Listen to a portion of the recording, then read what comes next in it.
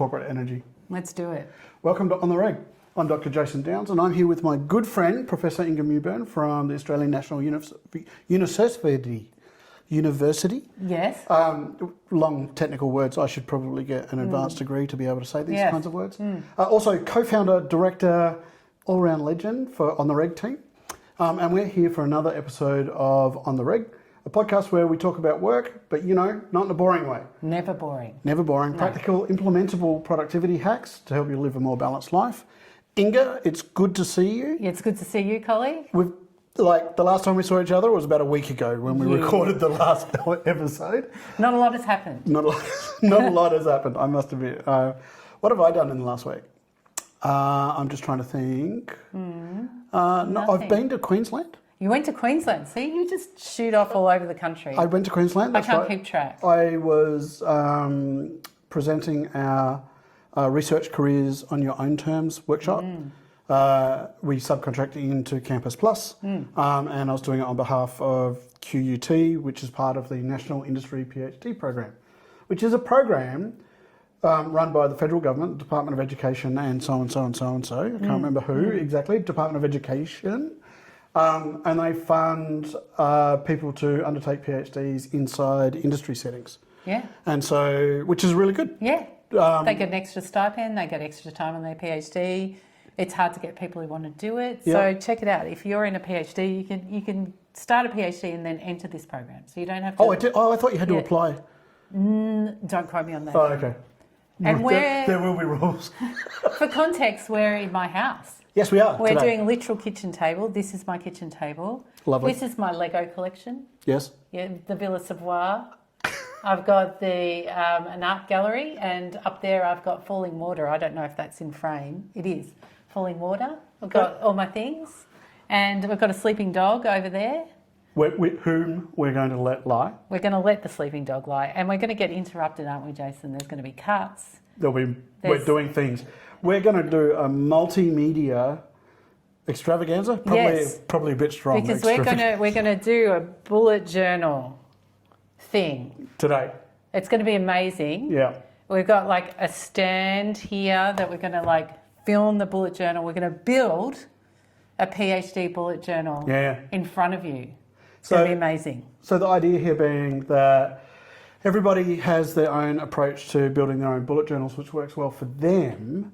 But what we were thinking about was if you had to advise somebody else how to set one of these things up, how would you go about doing that? And everybody's different, and so we've seen listeners have sent through images of their own bullet journal, and there's such a diversity there that it was like, well, the real challenge here is what are the key things that you would set up for someone who was doing a PhD rather than for someone who wanted to just kind of live their life and all the chaos that's part of that. And the advantage of that is there'll be things in setting out for a PhD that are relevant for all researchers or just life. So you'll be able to take something away even if you're not doing a PhD. But we thought it was a good framework for talking about, you've got a brand new fancy bullet journal. This one was gifted to me. It is a real moleskin one, and quite a big one actually. It's given to me by Aaron Bolzer. Aaron Bolzer, great friend of mine, actually, who is the Chief Executive Officer, person who runs Writing Partners, a not-for-profit in business, not-for-profit business in the United States, set up by the guy who thought up Shut Up and Write. Yeah. So he came to Australia last year. You and I were at a forum where we talked about Shut Up and Write, we talked about community writing and stuff, and he gave me this as a present. Yeah. He came and stayed with me here in my house and gave me this. So, nice. And I wanted to use it, but it's sort of special to me. You can frame it, stick it on the wall. This is what I thought was, as a way for it to sort of remain special to me, it's if we set this up as a teaching example, we can take it with us when we teach productivity and stuff. Yeah. And as an example. So it'll always be a special bullet journal. So it's unused. Brand new. Yeah, so we'll break it in. But we've got mailbag. We've got mailbag. So since last week when we published, People have been writing to us and texting to us about answering some of the questions that we've had. So we're just going to dive straight into the mailbag, which is where we love hearing from you all, and we love sharing the interesting things that you guys have got to say. And so people have written into us this week. I'm just having a look at what's on our via our dedicated pod at ontheregteam.com email address. If you write to that, it will turn up. I manage that particular inbox, and your mail should make it to the very next show. And I just made it big because you had it so tiny, teeny tiny, that my glasses, old person glasses, I couldn't even see the screen. All right. Yes. Okay. The first one's from Cameron. Yes. Who tells us that he misses us. Oh, and that's Inga, nice. it's in black, so this I know, one's we yours. were gone for a long time. We were. And you'll notice that we're semi-regular-ish, monthly-ish, we're back. And so we thought, since we're doing other things, that so we're back, Cameron, we're back. And you've written to us, which is amazing. And I'm reading this because it's black, right? Yes, correct. Last time I just started fiddling around with our years-long organisation. Because it was creative, Jason. It was just a production note. You grabbed the wheel of the bus and you're like, I'm just going to read this shit now. I did. Okay, I'm going to read it. Good morning, Jason and Inga. It is still morning here, so that works. Cameron writes, I imagine life is pretty hectic for both of you at the moment. Thank you, it is. I think it is for all of us. I've certainly been flat out, which probably explains why, but I only just realised it's been a little while since the last podcast episode dropped. I just wanted to say I always enjoy listening to your podcast and usually come away with a few good insights as well. I hope you managed to find the time to record some more when things settle down a bit. We're here for you, Cameron. All the best from Cameron Beard. P.S. I joined academia as part of a midlife crisis. Not sure it was the smartest move I've ever made, but I don't regret it. You two have provided me with a great deal of insight and somewhat got me up to speed with the sector. Your honesty and tips I've truly appreciated. Thank you, Cameron. Thank you. You were telling me how on brand it was for us, like our brand kind of affect. Yes. Is we're on your side. We are on your side. Yeah. Well, it is true though, Yeah. right? Like, so you think about all of the institutional training that you get, or even cross-institutional training. Yeah. It's like institution first, Gotta get my coffee. Human second. Yeah, and I was about to say, like, you actually learn a lot more just from having coffee. Yeah. With friends. With friends. Yeah. So that's what we are, coffee with friends. Yeah. And so we take your side. I can legitimately do that because I'm not institutionally affiliated. Anymore, yeah. Although if someone wants to give me, what is it, a fellowship? We call it a person of interest. Ooh. Just like they are in the cop shows. Oh, yes. That sounds bad. And then they were like, maybe that doesn't sound so good. So they changed it to VAHA. Oh. Visitor and Honorary Associates. Yeah. Don't quote me on that. And so no one uses VAHA because we're also used to person of interest and it's funny. Okay. Because whenever we say, we're like, oh, you're now a person of interest. Watch out. Okay. You might get asked for money. I need a POI. So if I could be a POI somewhere, just to keep my hand Yeah, in. just keep your hand in, yeah.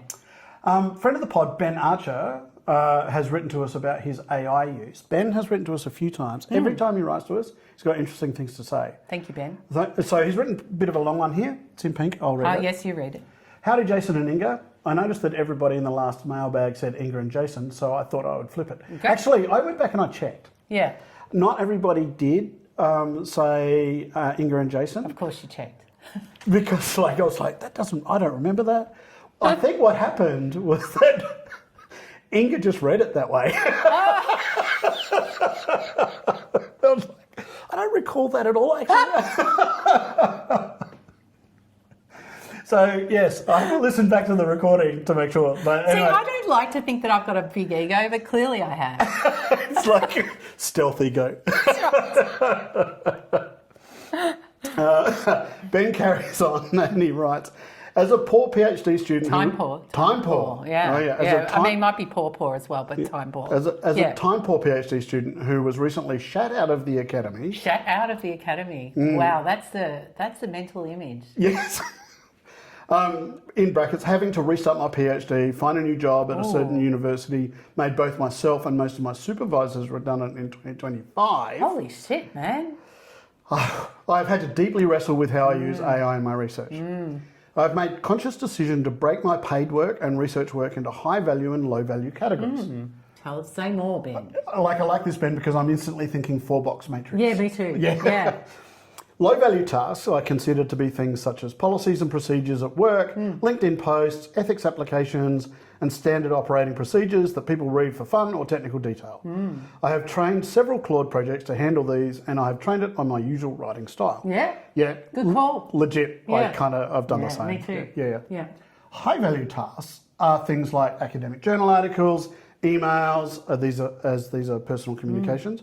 This is where we differ. I'm like, I've outsourced email now. But anyway, blog posts and, of course, my dissertation.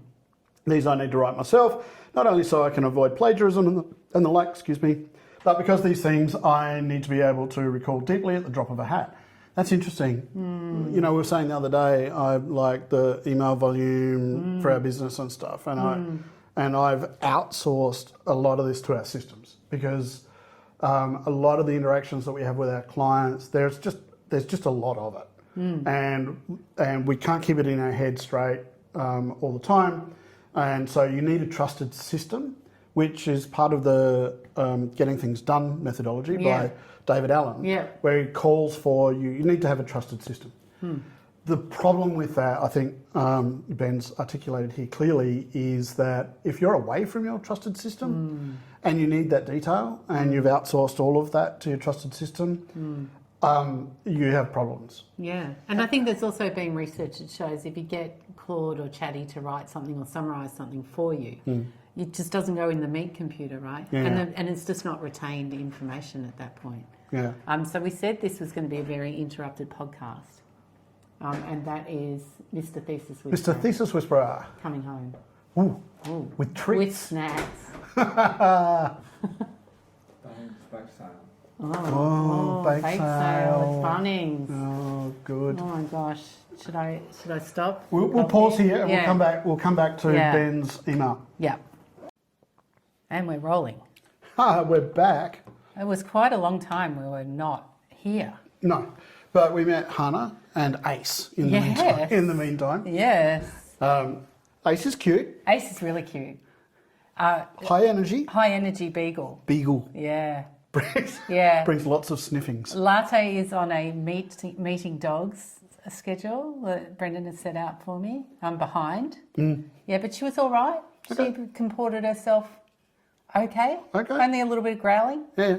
I don't know how she thought she could take Ace on because he's about 10 times the size of her, literally. But anyway, successful, another dog socialisation. It's quite a lot being a dog mother. Like I've noticed this thing because, as you know, I've never owned a dog. So I'm like, there's so much work to go on here. And it's all changed. Yeah. We're nice to dogs It's now. like math. Yes. Like, it's changed. Yeah, like when your kid starts math. Anyway, so, you know. Okay. All right, good. Cool. We're back at you, Ben. Ben, we were back at you. Now I need to go back and find We had low value tasks. We were coming to high value tasks. blog post, we of course, were my agreeing with that. dissertation. Yeah. We were talking about recall. So Yes, I think that's where here. Yeah. Yes.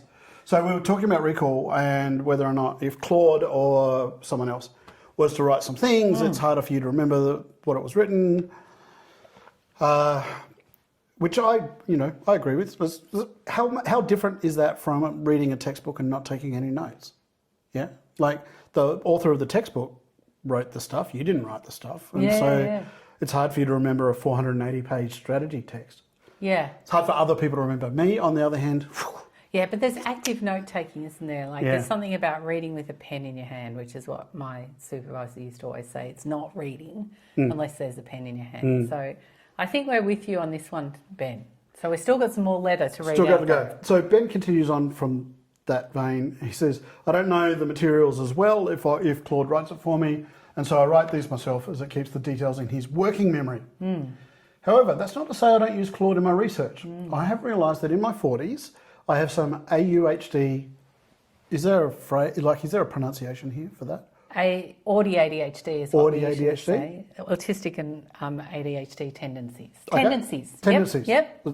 And my mind runs at 300 kilometres an hour in 6 different directions at any one time. After reading for an hour or so, I'll struggle to organise my brain. So this is where Claude kicks in. As I read, I keep notes in what I call a chook, scratch, zettelkasten. I like that. In Obsidian. We might have to explain the Australianism of that. So a chook is a slang, Australian slang for chicken. So chicken scratch, zettelkasten. And he has a digital version of that in Obsidian. After leaving them for a day or so, I organise them into my zettelkasten and then export all my notes from Obsidian into Claude and ask it to help me organise these notes by theme or highlight how it impacts my research topic. I then engage and challenge Claude until we land on an interpretation or integration we're happy with, and then I'll get to writing on a sanitised, distraction-free device. I agree with Inga's position that we should get AI out of the academy. I'm not sure that you said that. I think you said, let's get it out of the PhD. Yeah, no, I was like, knock yourself out after you finish your PhD. Out of study, I think, is what I should have been clearer. Yeah. Ben goes on to say that my new job and PhD is on university study hubs, and I work with students from their HSC to their PhD in anything academic, so referencing, writing, etc. What's scary is not just the lack of writing skills I'm seeing from undergrads, but also the lack of understanding of concepts such as anatomical functions in biology, cause and effect in engineering and history, lesson structures in education, and even how to interpret tables, charts, and graphs across the board. It genuinely scares me that we have people graduating and working who have been handheld by machines throughout their degrees and are entering the workforce with a credential but no skills.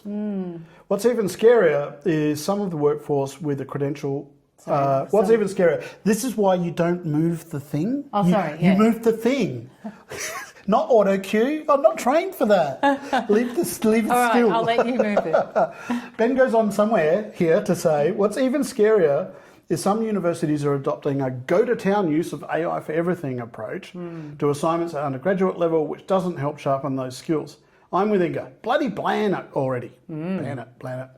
Also, if you are all attached with academia, get out and visit study hubs. They're everywhere outside of major cities. Jason and Inga, if ever you find yourself in Newcastle again, pop in and say g'day to us at the Kuri Kuri Community Services Study Hub or at Tari University's campus. We'd love to show you what we're all about. Keep up the great work as always, Ben. Wow. Yeah, there's an invite. I love Newcastle, as you know. Yeah, you're off to Newcastle. I am. In the near future. Ben will be in touch. Right. We have your email address. Gotcha. Thank you for agreeing with me, Ben. That's all I've got to say. Yes. I've been getting people like stopping me on campus and going, I've listened to the pod, Inga. Oh. And, you know, like brave stance. And I'm like, well, what other thing do you see? And they're like, yeah, I don't know. Like everyone's saying, we've got to have the conversation because I think, how did Ben put it? Like the credential but no expertise. Skills. Yeah. Yeah. And that's scary. I mean, we've got doctors, we've got nurses, we've got engineers, and at the moment we've got a well-trained workforce for them to land into. Yeah. And so, like, my husband's doing a lot of mentoring of the youngs because he's got a depth of experience, you know. Even my kid is saying, you know, people are coming into the store. I mean, he's all of 24 going on 50. I mean, to be fair, he is 24 going on 50. Yeah. But he even says, you know, they have trouble with sort of basic things. Yeah. And he's sort of like, what's going on? And I'm like, well, there's a bit of a pandemic generation sort of coming through there where their schooling was really interrupted. Yeah. So I've kind of got a double whammy of that and AI maybe coming through the pipe. Yeah. So those people had a really interrupted high school experience and now in uni and they've got to deal with this technology like it's a doozy. And again, I'd say the oligarchs want it that way. Yeah. Well, if you're integrated enough with your point of sale technology and your robots now, because you've seen the YouTube clips with the humanoid robot type things, like they're running marathons and doing karate and dancing and all sorts of stuff. Yeah. Dogs with guns.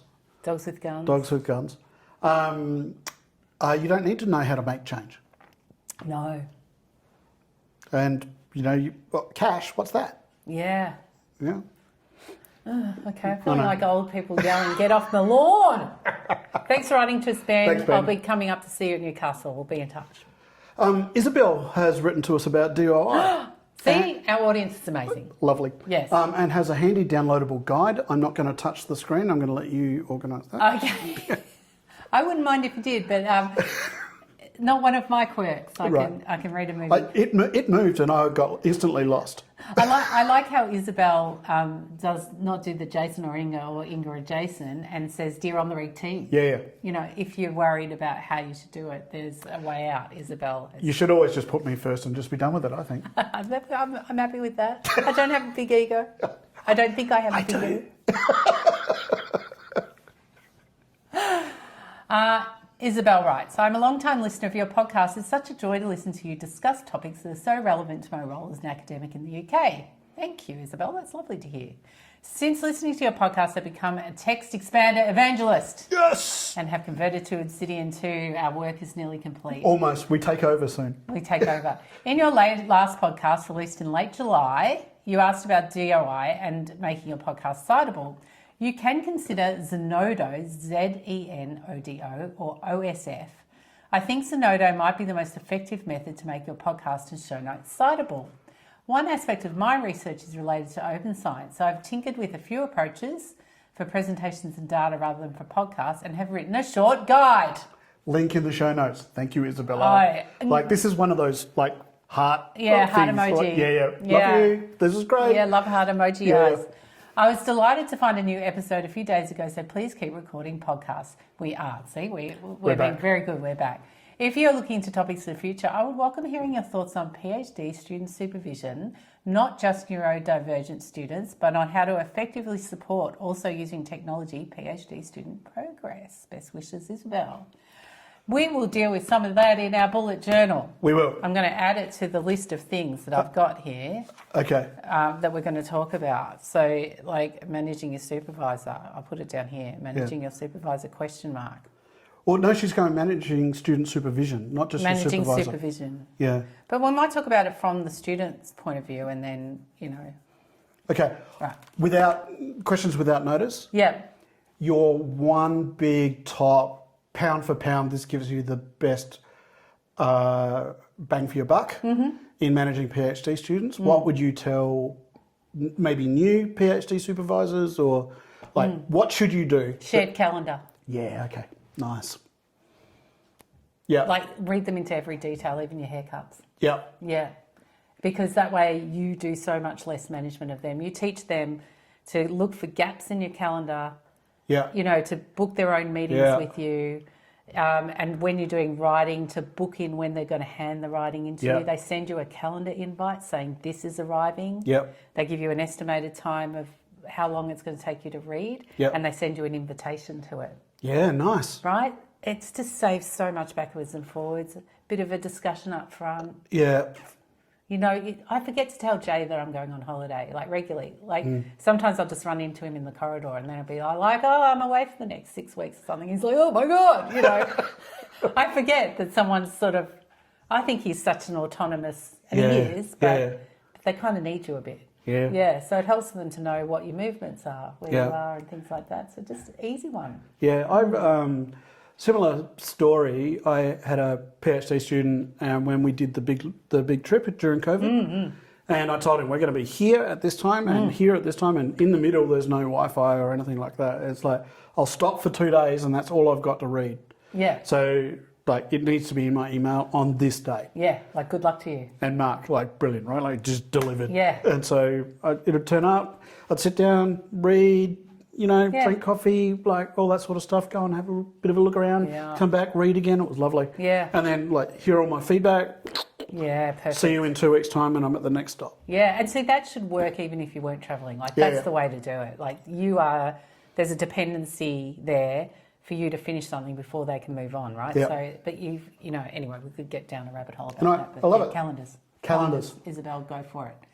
I'm going to move this, Kylie, okay. Yeah. Finally, a friend of the pod, Alex, who knows about these things, sent me a text to let me know my pronunciation of the word catechism. Correct. catechism. So this was actually a note for me. Is correct. Okay, good to know. So knowing how to say a thing doesn't actually mean that I actually know what that thing is. Yes. So I went off to the good folk at Encyclopedia Britannica. Excellent that they're still around. They are, well, online anyway. Yeah, for, fine. For a definition. Here's what they said. Here's an extract from Catechism. Is a manual of religious instruction usually arranged in the form of a question and answers used to instruct the young, to win converts, and to testify to the faith. Although many religions give instruction in the faith by means of oral questions and answers, the written catechism is primarily a product of Christianity. It's an FAQ. Yeah. Well, it's an FAQ where you do FAQ. the Oh, no, it's a written one. Yeah. Yeah, amazing. Yeah. So you don't speak your catechism actually then? So that's what I'm saying. As far as I got was the first half of the first paragraph on Encyclopedia Britannica. If we have someone out there in theological studies or other religious studies, religious and philosophical studies, who would like to give us the tea on catechisms, like we're all for We it. welcome it. Yeah, and yeah. if you're doing research in the area of catechisms, please write to us. Yeah, actually, we want go deep nerd. We want to know. We now are very curious about what the whole thing involves. Keep it to less than half a page, but Sure. yes. Yes. Yes. Right. Are we moving? Yeah, that's Yeah. it. That's it for the mailbag for this particular session. Great. We're going to press pause, reset up our stuff, Yes. and we'll be back shortly with our bullet journal. Yeah. Stay tuned. Such a professional operation. I believe in us. This is like the most complicated thing we've ever attempted to do on the pod. If you're not watching on YouTube, you're just missing out. Yeah, that's it. Yeah. All the best. Yeah, all the best. What we're going to try to do as we talk this way through it is you're going to try and narrate what you see a bit. Yes. So that you're trying to make an explanation, people only listening. And maybe Yep. if you're listening later on, go and watch it on the YouTube. Yeah, it'll make way more sense than me trying to narrate something I've never seen before. Yeah. Yeah. So what is our work problem? So our work problem today is last week we talked about bullet journal. We got some lovely mail. We talked about bullet journal and we got some advice about what to do and how other people do bullet journals, and they asked some questions.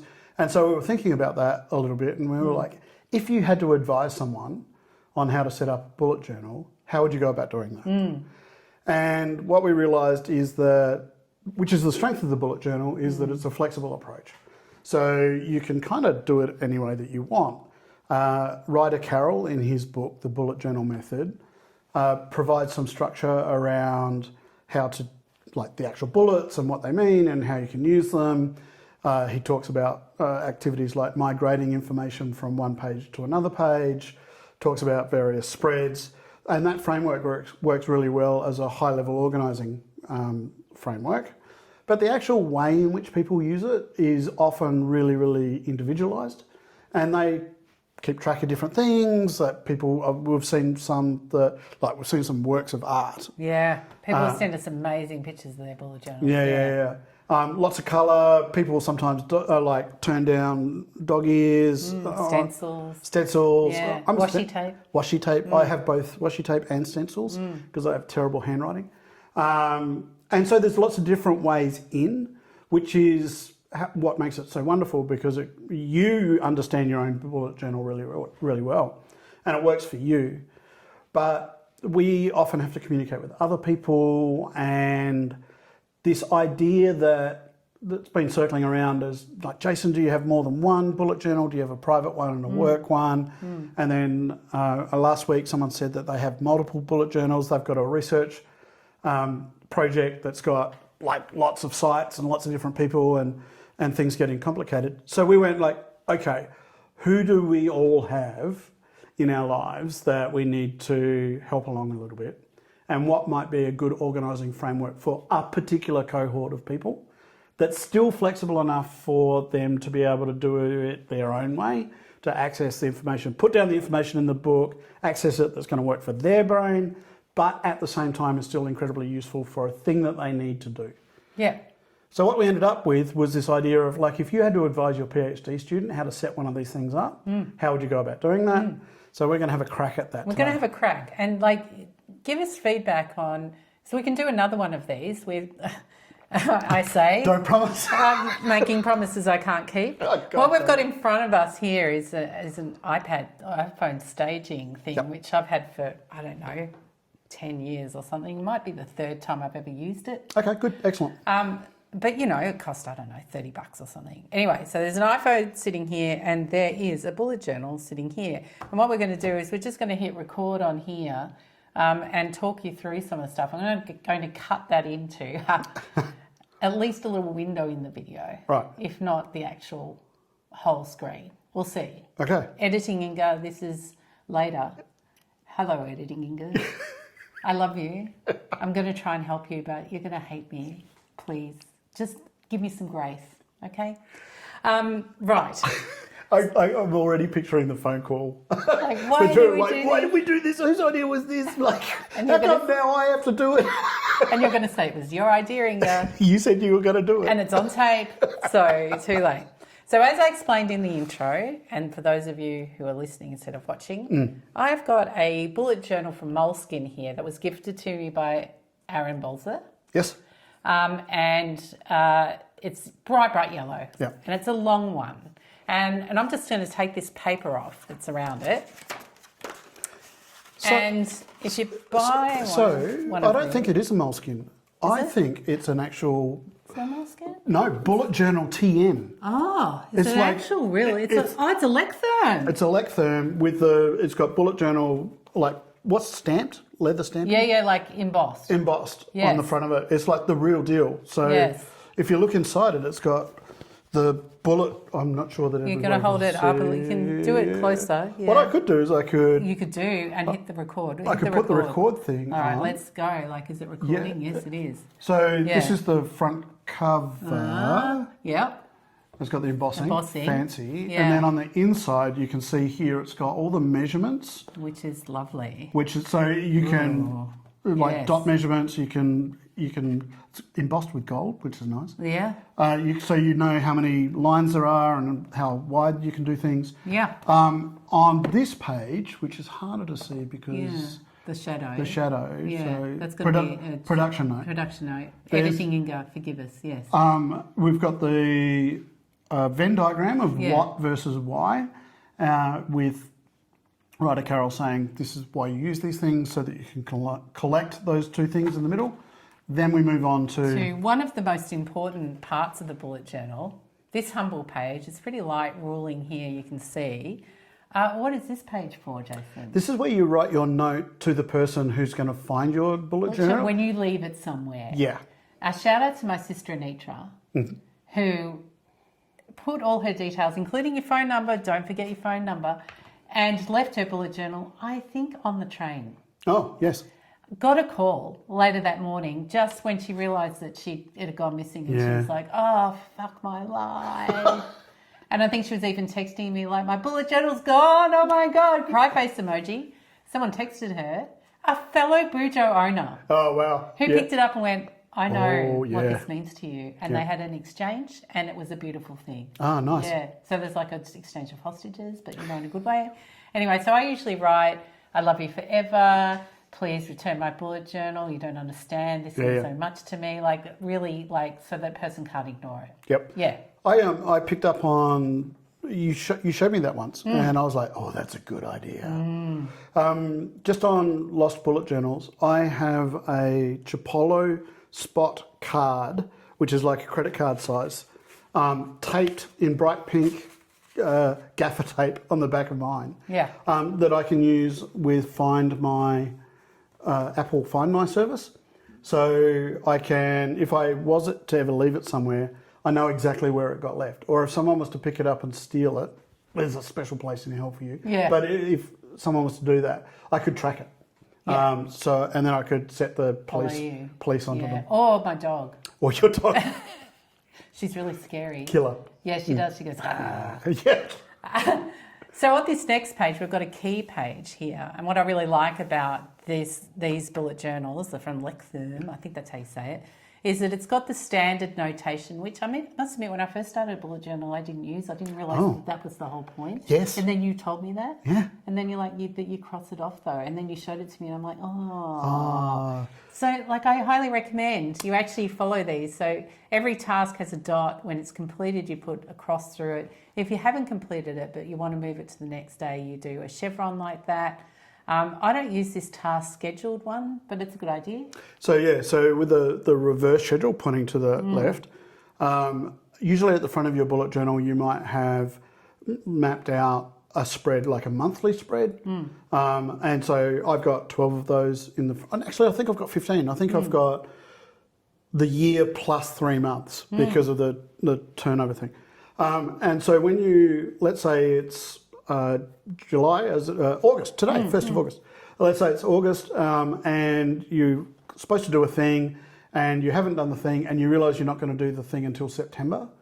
You would put that little reverse chevron, left-facing chevron. You'd go back to your September spread and then you would write the thing in your September spread, monthly spread. And so as you move through your bullet journal, when it comes to September, you look at your monthly spread for September and you go, oh yes, don't forget to do the thing. We're going to get to monthly spreads. Yes. But yes, I don't use it and I've survived. I love it. Which I goes use to it show, all the time. Right, goes to show how people, even with the basics, don't necessarily do it the same way.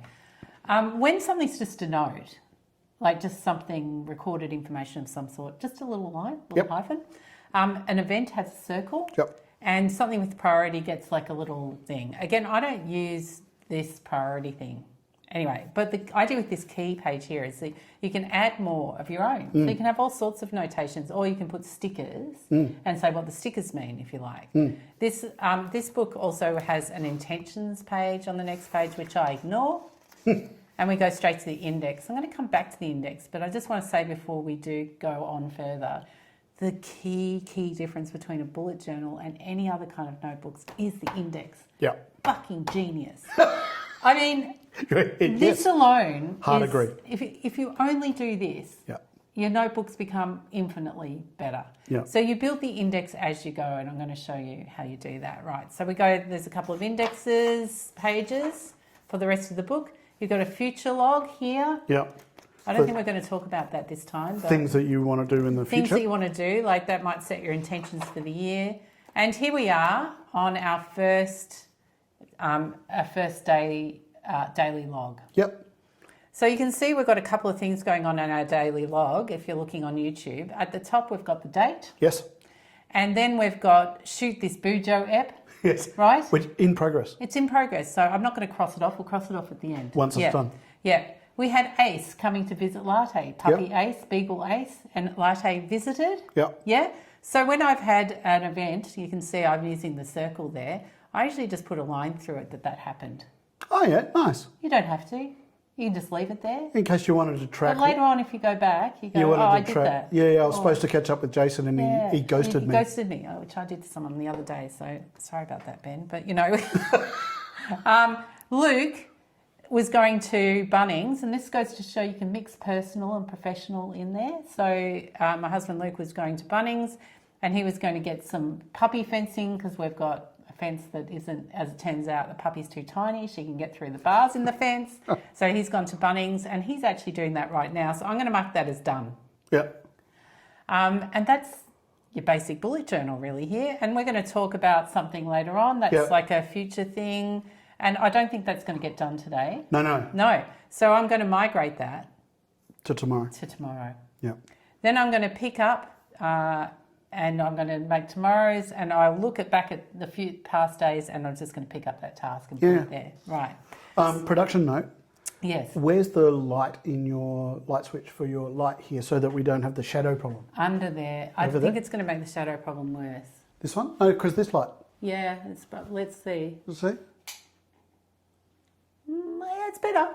Okay. Look at us, professional. Looks so professional.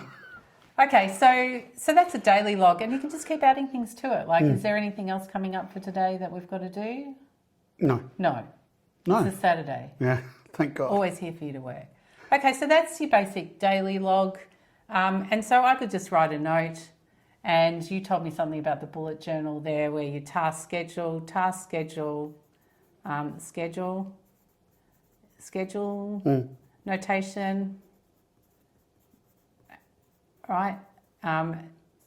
Means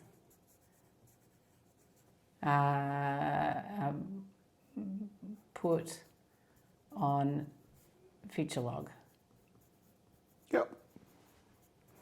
And so that's me taking a note about what you said so I can remember it. Yeah, and so the point here is that you don't run a blow-by-blow detail of your day like you might in a calendar kind of diary, like in an office diary. It's not, Hannah turned up at 12:04 to 12:19 and bought Ace along for puppy love. Yeah. Like, you don't keep it at that level. Like, you only just kind of keep the things that are meaningful through the day, or that you need to keep track of. Yeah. So that you can flick back on a day and go, oh, remember when Hannah came and she bought like Latte, the little King Kong toy? And, so cute. Yeah. But you don't need this big long journal like entry about that. You're not taking minutes for a meeting or anything. No, so this is different. Although having said that, I have got some older bullet journals where what I do is I get to the end of the week and I do one of those kind of long form reflection. What have I done this week? Mindfulness blah, blah, blah. kind of activities. Yeah. But your day-to-day stuff, you're just like keeping track of stuff. Yeah. Sometimes I just do this when I'm listening to someone so that it helps me focus and listen to them. Little tiny bit ADHD. Okay. So, I talked to you yesterday about sometimes with ADHD, it's easier to focus if your body's doing something. Yeah. So I described it as like throwing a little ball for the golden retriever that is your brain. And so I find even just the micro movements of writing down enables me to stay in the moment with the person much more easily. Hot tip. Tell the person that you're talking to that you're going to do that. Because otherwise it looks like you're keeping notes on them. Yeah. But and some people can get uptight. Yeah. I don't know, I never do. People just... this is professor privilege. Right, you're just allowed People don't question what you're doing. Smart people doing things. And so every day you start off, I just start with the date and whatever comes at me lands on the page. Yep. Yeah, in whatever order. And the good thing about coming back is you can very quickly see that's a task that hasn't been finished, that one's been completed, that one needs to be migrated. It's really straightforward. And that does not end up back on one of these index pages though, does it, Jason? No, because it's just a kind of a log of what happened. Otherwise you'd have 100 pages of index and what would be the point? Right, and then you're keeping track of, like, it's too micro. Yeah. So the point of an index is that you're collecting across your bullet journal maybe themes. So every time you might have, like every time you write something about Latte in your bullet journal, because... She's cute. Yeah. Look, she's asleep over there. So on page 14 and then on page 28 and then on page 29, 30, 33, 34, 35. Like every page where Inga writes something about Latte, she would have an entry at the front with Latte and then just the page numbers after that. Yeah. I'll demonstrate that now, shall I? Sure. All right. So our next thing that we do is a collection.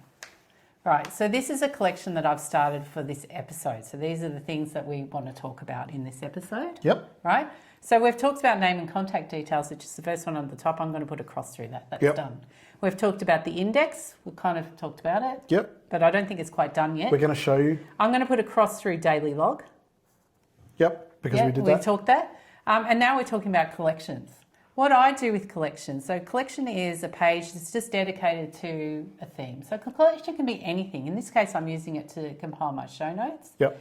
But it could be, a collection could be the meeting notes with your supervisor as a PhD student. So that could be a series of collections. You could have the meeting and the date, and that's a collection. And then you can go back and, and everything that happened during that meeting can be collected in the index. What I do with collections is I put a square around the heading. Okay.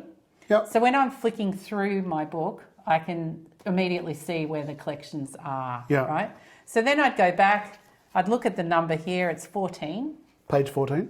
Yep, which, the pages add up pretty quick in these things. If I go back to the first page of the index, all right, the first, which is this page here, I'm going to put 14. And then I'm just going to write bullet journal episode. Journal. So immediately you can see that this is Inga's way of doing it, and I deeply disagree with it. Okay. Because I would put bullet journal episode first, Yes. and then I would follow it with the page number, because your collection for those episodes might get longer and longer and longer. Yeah. So you haven't left enough space between 14 and the next time it turns up, which might be on page 63. Yeah, what I do then is I squeeze it up here. Right. Or sometimes I add it, no, you know what I do? I add it over the end here. Do you know why I do that? Why? Because I want these numbers to line up. Why? That's a little Because bit... they have to, Jason. Why? Do not have to. See, it doesn't matter. Horses for courses. So the point of a collection,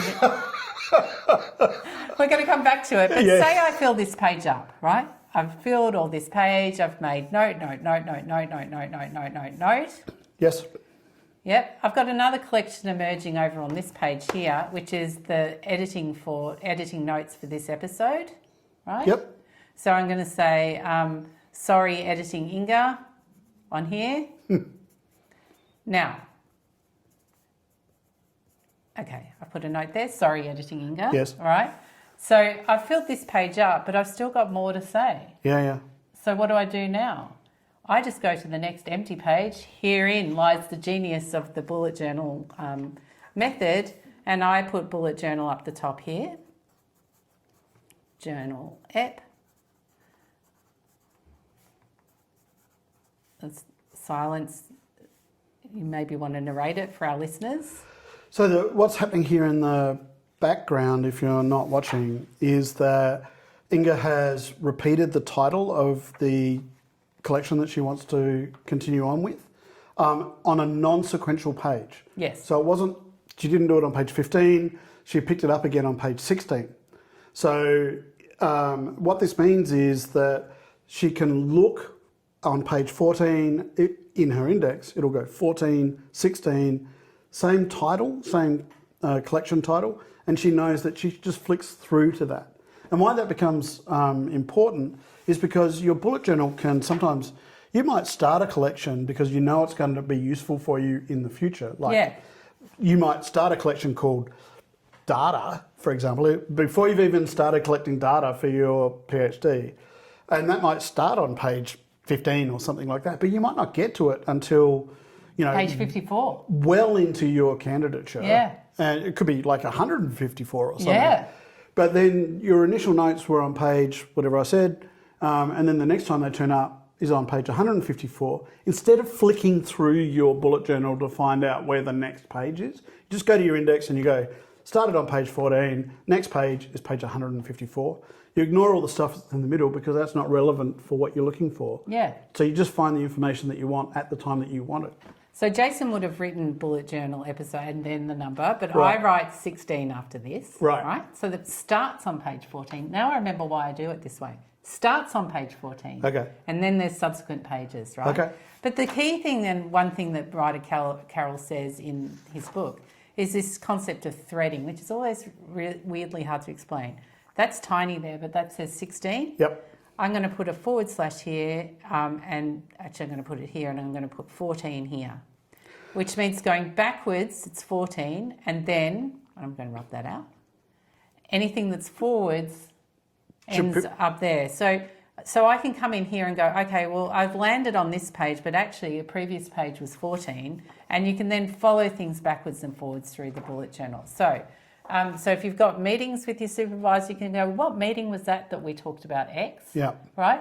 And you can say, I can start with this meeting. Oh, no, it was a couple of weeks before that. And you can just follow the meetings all the way through your bullet journal. It's kind of like breadcrumbs on a website, right? Right. Like I've come from here. Yeah. And so you can go, I want to go back to that one. Yeah. And then that one, when you go back to it, gives you, I can go back to the one before that. But then you could also go forward back to where you were started again. Yes, exactly. So depending on if you happen to open up, as Inga was saying, if you happen to open up your bullet journal and it's in the middle somewhere and you go, I remember it was later than that or it was earlier than that, you just go kind of flick back through it. Because your title in the index of the collection doesn't necessarily always get down to the fine level detail that lets you know what's actually inside that That's that right. collection. That's right. Yeah. So I'm just going to do one other type of log before we move on to maybe other things. I can go back to but I think it's always very useful to do a monthly log. Yes. Yeah. So since it's the start of August, perfect time to start that. I just write at the top August, and it's 2026. And I just start across the page, and it's just the number of days in the month. So for those listening at home, Inga is just writing down the left-hand side of the page, 1, 2, 3, 4, 5, all the way to 30 days of September, April, 31. I was about to ask you that. I had to learn the thing. I was like, how many days again? There's a knuckle thing that you can do, isn't it? It's like January, like if you press your knuckle, the first knuckle on your hand, January has 31 days. February is the dip between your knuckles. Yeah. That's got less days. Yeah. Then March has 31 days again, so your knuckle points up. April has less days. May is a bumpy one, and that's got 31 days. The gap. That's super complicated, man. No way, man. It's like lots of numbers in, lots of days, not so many days. Lots of days, not so many That days. makes no sense to me. I just say 30 days have September, April, June, and November. All the rest have 31 days. Right. So I'm just like, except for January, February. Except for February, which has 28 day clear, 29 in each leap year. Right, but if you go January 31, the next latest depression in your knuckles, is February. Never has 31 days. Oh. So all the ones... Probably too late in life for me to No, learn you'll this. love it, because then you'll just go January, February, March, April, May, 31 days. Like none of this. 31 days has half the year, and I have to try and then subtract the number of whatever's from the number and then turn something 3 times. None of that. It's just like January, February, March, April, May, June. Like it's only 30 days in June. We all know that because it's the end of financial year. Damn. Right? I just have my mind You've learned blown. I learned a thing. There's 31 days in August, though, right? Yeah. Yeah. 18 years we've been friends. How did we not share this I information? don't know. I mean, 55 years I've been alive, and I didn't know that. Okay, so we can Someone's say... going to write to us and go, that doesn't That's work. wrong. I'll tell you why it doesn't work. Yeah. So on the first day, we're going to say record episode, Yeah. ep, of OTR. Yep. And tomorrow we're going to Mark is coming. So Yeah. we say Mark is coming. So on the 2nd, so 1, 2, 3, 4 to 31, Yep. Inga already knows on the 2nd that we're catching up with Mark, and so she puts it in there in advance. So she might also know, for example, that on the 5th... I'm going to UNSW. Yes. And I'm going to do, what am I doing there? Research careers. Hi, Simon and Arthur. Research careers on your own terms, Yep. which is a workshop we do, all-day workshop. It's awesome. Give us a call. Yep. And I'm also filling in for you unexpectedly On the 7th. at QUT. No. Yes. Yes. Correct. QUT. How many client engagements do we have in a year? Is it over 100? Yeah, we're kind of... That's explaining why he's like, no, that's not where you're going. Oh, wait a minute. Yes, that is where you're going. We're getting towards those kinds of And numbers. I'm doing the squeeze there, which you taught me how to do yesterday. Yep. And then I am down here, we are doing a boot camp, right? We are. And that's 17th, 18th and 19th from memory? Yes. Yeah. So, which is the... So that is University of Western Sydney. Western Sydney University. Yeah. Looking forward to that. Alex? Thesis boot camp is going there. And I would do just a little arrow there for those 3 days, right? So it's a 3-day boot camp. And I'm also going down to Melbourne on this day, and I usually do the weekends like that. I do a little square bracket, and I just say Melbourne for the weekend. Yep. So where you can start to think about what your year looks like, for example. So as a PhD student, we would have, at the start of my bullet journals, I would usually start them on the kind of 1st of January. I would have one of these for every month. And so as a PhD student, you might know that your graduate school runs the confirmation of candidature in a particular week Yeah. of a particular month. Oh, yeah, that's a good idea, actually. So Yeah. what you might do is like right at the very start, Yeah. you roll up on day one, Yeah. and your supervisor says, "Hey, girlfriend, hey, Yeah. you've got this thing coming up. We always know it's within this week of this particular month. Put it in your bullet journal." And so it might be, I don't know, let's say it's October. It's always in the first week of October, and so Yeah. you can just go to October, put it in there, and Yeah. it's just there. Yeah. And you can go back and you can see. I have a version of this for all of our jobs that get pre-booked.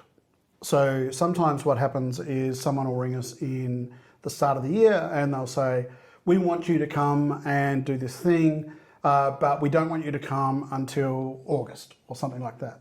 And so I put the job in the monthly spread in August. So by the time I get to August, I'm like, "Oh yeah, that's right. We've got to go to University of Newcastle, and we So have do you to do put some these stuff." all together at the start? Yeah. So the first sort of 12 pages are like the year. Yep. Genius. I'm going to start doing that. Yeah, See, like- we should have done this episode ages ago. Yeah, but Yeah. and then I keep one of the little tassels, Yes, we didn't mention the tassels, but here they are. I'm going to break them apart for the first time. and I just keep it there. on the spot where I need to get to, so Yeah. I can just find it again. Absolutely. And I usually keep like one of the tassels, like this one's got 3, which is awesome. Like I pick my favourite colour, which in this case is yellow. Oh, look, it's so new. I have to break them apart. And I always keep that on the day that so I always know your my actual favourite day. colour is the actual day. Oh yeah, And, and I keep that one, another colour on the monthly spread, because I go Yep. back to this so many times. Yeah. This is usually where I've worked out that I've double booked myself, yeah, that I've got things that are too close together, that cars are crashing on Yeah. the work superhighway. So that is, we've gone for half an hour, look at that already, just talking about really basic stuff. yep. Now, you were talking to me about this idea of a tool set for PhD students. Tell me Yeah. more about what you think we should do there. So one of the things is that's so awesome about the bullet journal is it's basically a blank book, and you get to put into it whatever it is that you need to put into it. But we were talking about this over breakfast this morning. Wouldn't it be cool if these bullet journals for PhD students came kind of preloaded with some common tools that you might need to use during your PhD? Yep. So a couple that we were talking about included, so maybe concept mapping.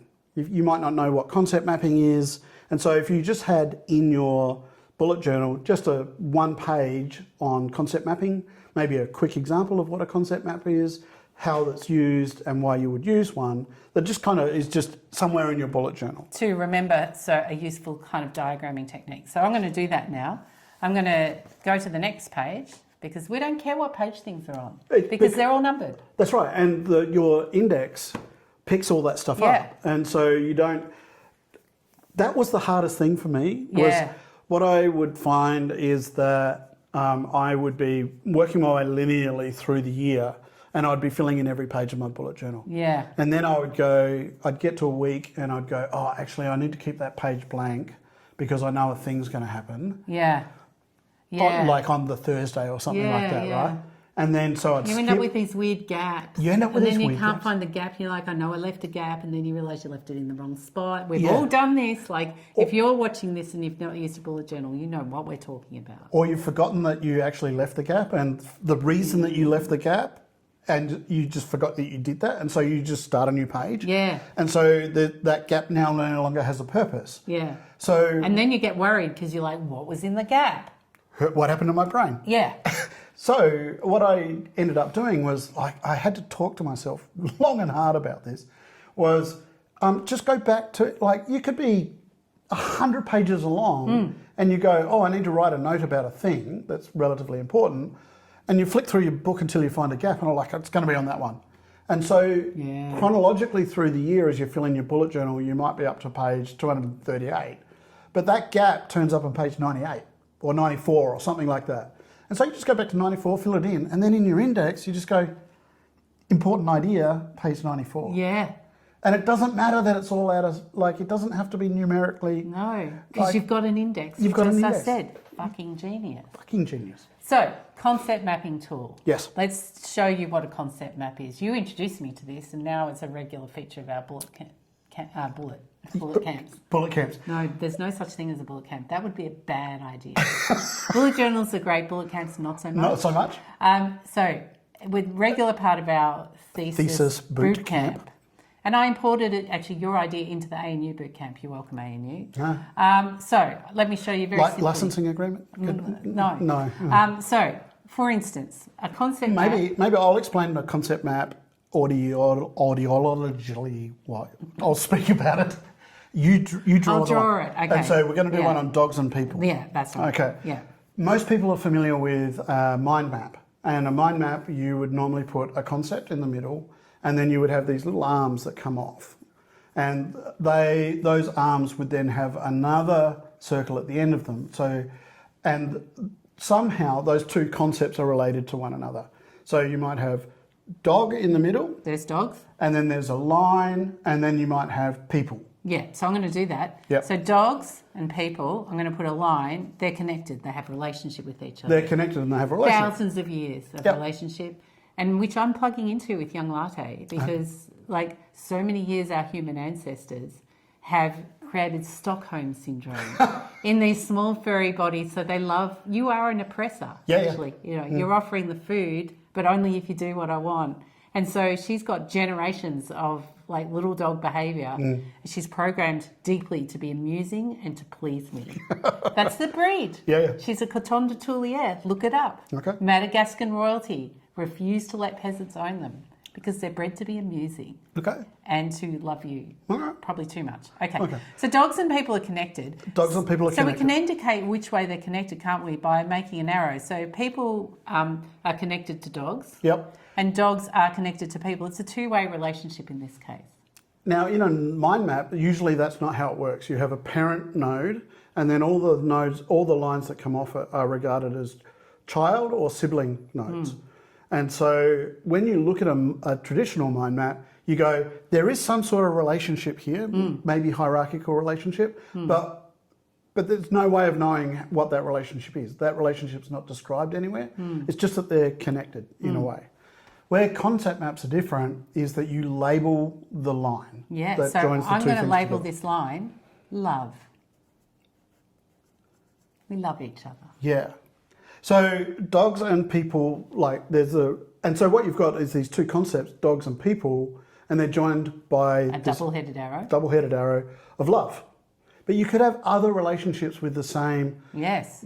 two things. Yes, let's draw another relationship. I'm going to say I'm drawing a line, a big arch over the top, like a rainbow. Yeah, and it's not the shape of the line that matters. It's just the fact that the two things are connected, which means that your concept maps can be quite disordered in terms. Like this line joins to this one over here. You can move around things.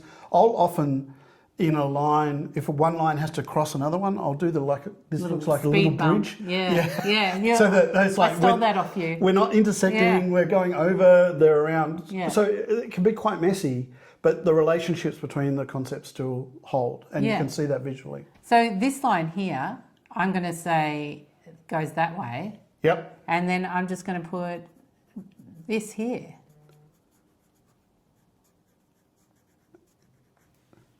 And so what Inga has written is that the line between dogs starts and there's an arrow to people, and she's written dogs are better than, so dogs concept, better than the line people. And so you can look at this and you can go, the relationship between dogs and people is that Inga thinks for whatever reason dogs are better than people. Yes. Well, whatever reason, I know they are. Dogs are some of the best people you'll ever meet. Okay, so if we go back here to our index, we can see that we've got bullet journal 14 and 16. We've got a little collection here, which is the OTR EP, so we're going to put that in there. On page 15? So 15, in the way that I know upsets Jason. Yes. Editing notes. Don't do it like that. And then we're going to go, okay, what's on page... So that was page 16. Page 16's already... And then we've got page 17, which is August log. August log. So we just put 17 here, August log. And then page 18, concept map example. So every time you go, oh, what's a concept map? How do I spell it? Like that. Yes, correct. Example. So if you are a PhD student and you want to talk to your supervisor, oh, I learned this awesome thing on the Reg Pod, you should listen. Yeah. About concept maps. You can go into your bullet journal and you can show them what the concept map looks like. Find it straight away. Yeah. So the idea that we had over breakfast was that you might pre-format your bullet journal, and you might just spread these at random through your bullet journal. Yeah. Like, because it doesn't matter, because you've got an index, you're creating your own index. And you might have one, like, here's one on concept maps. And all it does is, like, as you're reading through it, you go, oh, look, yeah, concept maps. Yeah. Or you might come across, what was the one that you called it? The daisy? Bedraggled daisy. Shall we do that? Yeah, let's do the bedraggled daisy. All right. So the bedraggled daisy comes from Kirsten Luca's Salsa Dancing in the Social Sciences. Oh, okay. Again, a book that doesn't get much show outside of the social sciences, but would be useful for anyone. Yep. People love this. Yep. They particularly love how I draw it, because then they make me draw it again because, yeah. So the idea is that every thesis topic is the intersection of many other topics. Yeah. Right? Yeah. So a bedraggled daisy, Lucas says, is a way to sort of show exactly what your niche is. Right? The way you draw one is like this. You do one oval down like that.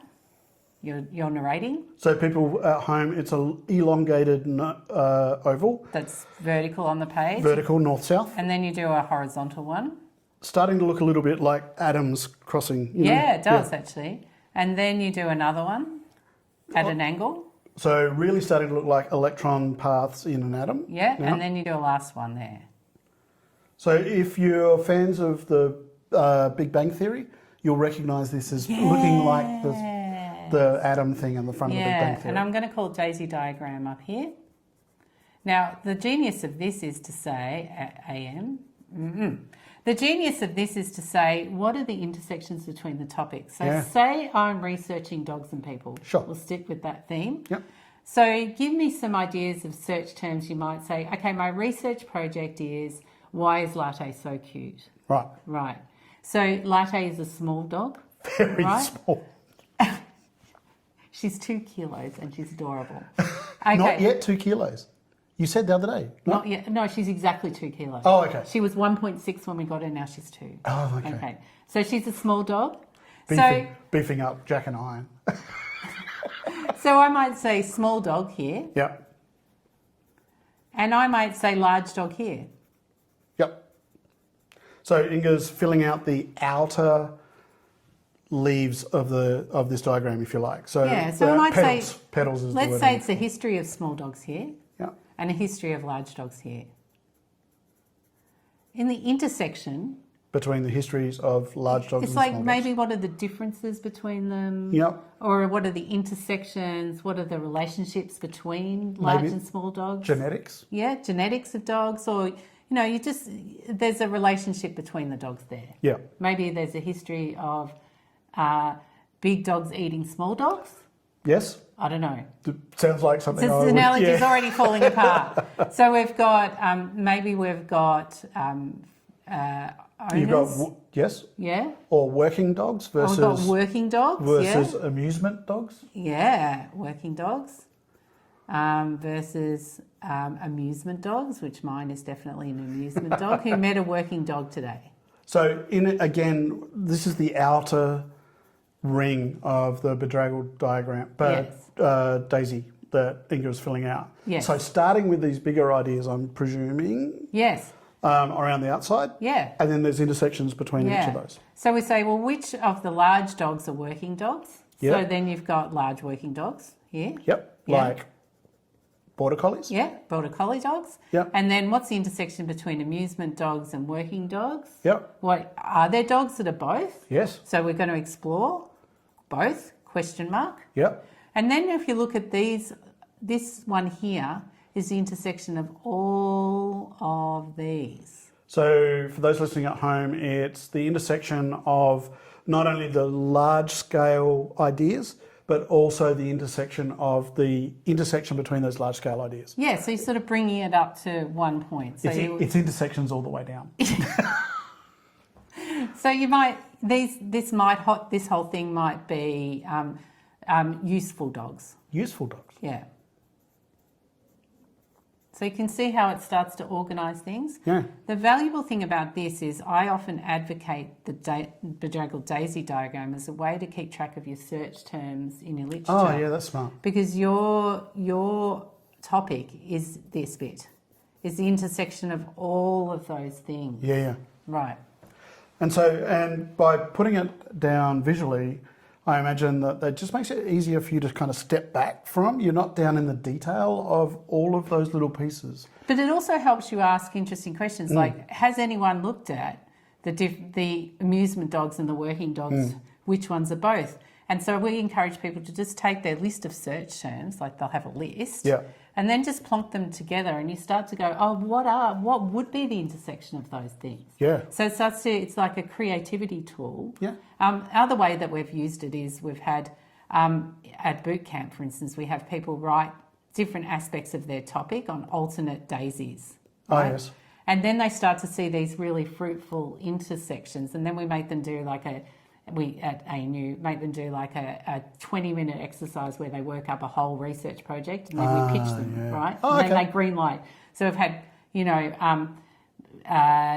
feminist Marxist theorists on Mars, and then we go, okay, we've got a ridiculous research topic, but we want you to take it seriously. What would you actually do? It's fun, and it really makes you think of creative. How would you collect research. data? Which methods would you use? And people get to know each other and they have fun. Anyway, it's nerd fun. So that's the daisy diagram. Again, I can draw a square around that because that's my practice. Because it's a collection. A collection, and then I upset Jason again by going back to my index. And doing her weird notation. And doing my weird notation. So it's page 19. So Daisy example. So the daisy example might turn up on page 19, but Inga might decide that there's a particular set of intersections that she really likes, and that this is going to be the thing that she takes forward. Yep. And so she would connect that daisy intersection diagram, bedraggled daisy. Why is it bedraggled? I don't know. That's what she called it. Okay. Ask Kirsten Luca. Okay, Kirsten, you're on notice. The initial concept diagram of the daisy is on page 19, but then her Inga's ideas about the way in which these things intersect might turn up as notes, just a stock standard note page, where she talks about the intersection between history of large dogs and working dogs, for example, and she's just writing everything she knows about border collies. Yeah. So we might, for instance, look up a book about small dogs. My sister sent me a book that's just about to be published, since I now own a small dog. Yes. And it's called Yap, A Short History of Small Dogs. So say I bought that book. It should be called A Small History of Short Dogs. Would be a better title. Now I'm confused. Oh, you can't remember. A short history of small dogs. History of small dogs. I would like a short history of small. No, I would like a small history of short dogs. All right, let's just do one more thing, Jason. Right. So you've been doing some videos for a super secret project that we're doing. I have, yes. Super secret. Super secret. And you did a thing about notes and metadata. Mm-hmm. And so you can put metadata in a bullet journal note. Nothing's stopping you. Yeah. So by metadata, it's like, what date did you read it? Date started. Yeah? Yep. So say I ordered this book and I get it on the 31st of August. I've got 31st of August. What other metadata would you put in you the might top? give it some sort of rating for usefulness, for example. Yeah. And so you could use stars, like this is a 4-star book. Yeah, and you don't have to fill it in when you just put usefulness, and then you leave it empty until you've read it. And so you might just put in a number of stars. Yep, and then you might have another one which is key concepts. Yeah, key words maybe. Keywords. So what we're trying to show here is that it doesn't necessarily. This is not just another place to collect your references.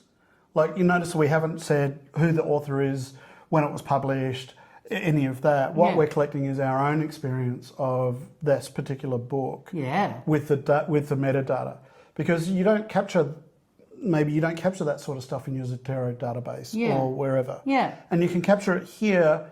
You can write your notes about it, and then you can lift it into some other like Zotero if you want to put some of these notes, or into Obsidian or Yeah. somewhere else.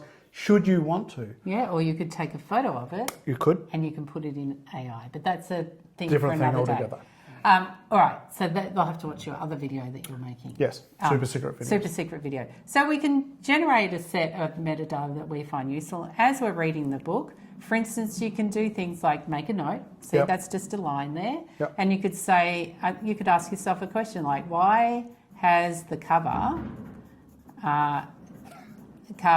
got a Rococo lady on it?